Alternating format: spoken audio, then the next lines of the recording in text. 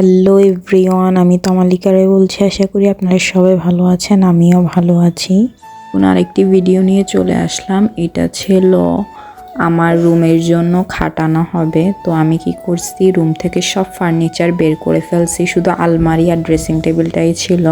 থেকে সব ফার্নিচার বের করে আমি পুরো রুমটাকে ঝাড়ু দিলাম, মুছলাম, মানে ক্লিন করে নিলাম পুরো রুমটাকে। তারপর আমি কি করলাম, শুকানোর জন্য ফ্যানটাও ছেড়ে দিয়েছিলাম।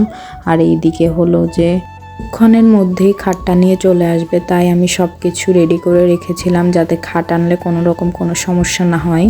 তো বলতে বলতে আমার রুমের খাটটাও চলে আসলো। খাট আনার পর আমি আর কোনো ভিডিওই নিতে পারি নাই। তো ওনাদের লোকেরাই খাটটা সেটিং করে দিয়েছিল।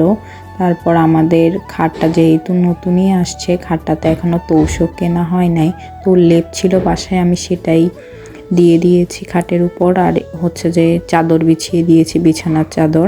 এটা ছিল আমার রুমের ফাইনাল লুক। রুমের ডেকোরেশনটা হয়তো আবার চেঞ্জ করব, মানে এভাবে রাখবো না। ওয়ার্ড্রবের জায়গায় হয়তো আলমারিটাকে নিয়ে আসার চেষ্টা করব। আপাতত এইভাবেই রাখলাম, দেখা যাক কি হয় না হয়।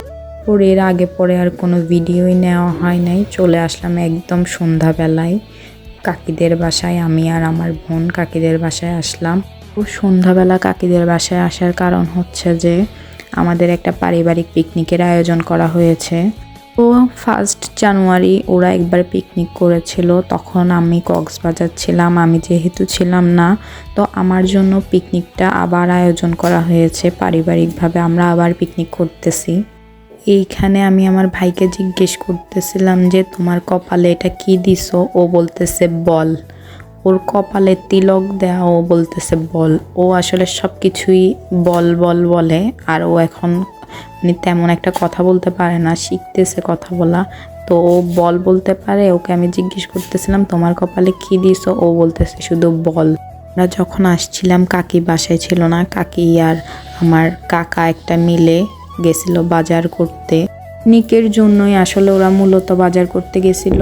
ওরা বাজার করে আসছিল আর আমাকে বলতেছিল ভিডিও কর, আমরা এত কষ্ট করে বাজার করে আসছি, এটা ভিডিও করবি না?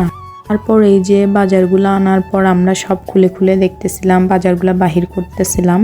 তো আমরা কালকে আমাদের যেহেতু পিকনিক, সেজন্য আমরা আগের দিন রাত্রেবেলা সব কিছু একটু গুছিয়ে রাখতে চেয়েছিলাম, যেহেতু সকালবেলা অনেক তাড়াহুড়া পড়ে যায়। আর তাছাড়া এখন যেহেতু শীতকাল, দিনটা অনেক তাড়াতাড়ি চলে যায়, সেই জন্য আমরা সব কিছু মানে কাটা বাছা করে রাখতেছিলাম। এইদিকে হচ্ছে আমার ভাই, মানে ওর দুষ্টামি শেষ হচ্ছে না। তারপর এই যে আমি মাংসগুলো ধুয়ে পরিষ্কার করে নিচ্ছিলাম। তো লাইফে ফার্স্ট টাইম আমি মাংস ধোয়ার কাজ করতেছি। আমি এর আগে পরে কখনোই মানে মাছ মাংস কাটাকাটি করি নাই, আর ধোয়ার কাজটাও করি নাই, মানে ধুয়ে পরিষ্কার করে এগুলাও করা হয় নাই কখনো। মাংসগুলা কেটেই আনছিল দোকান থেকে, আমি শুধু ধুয়ে পরিষ্কার করে নিচ্ছিলাম। আমি যেহেতু এটা ফার্স্ট টাইম করতেছিলাম, আমি বারবার সবাইকে জিজ্ঞেস করতেছিলাম ধোয়া কি হইতেছিল কিনা। তো আমি ধুয়ে ধুয়ে নাকি একদমই সাদা বানাই ফেলছি। মাংসগুলো ধুইতে আমার অনেক সময় চলে গেছে। তো বাকি অন্যান্য কাজ সব শেষ করে আবার বাসায় চলে আসছি। আমাদের পিকনিকের ভিডিও আসতেছে। তো আজকের ভিডিওটা এই পর্যন্ত। ভালো লাগলে ভিডিওটি লাইক, কমেন্ট, শেয়ার, সাবস্ক্রাইব করবেন। আমার একটা ইউটিউব চ্যানেল আছে যার নাম হচ্ছে তমালিকা রায়। ইউটিউব চ্যানেলটা একটু সাবস্ক্রাইব করে দিয়ে আসবেন। Thanks for watching this video.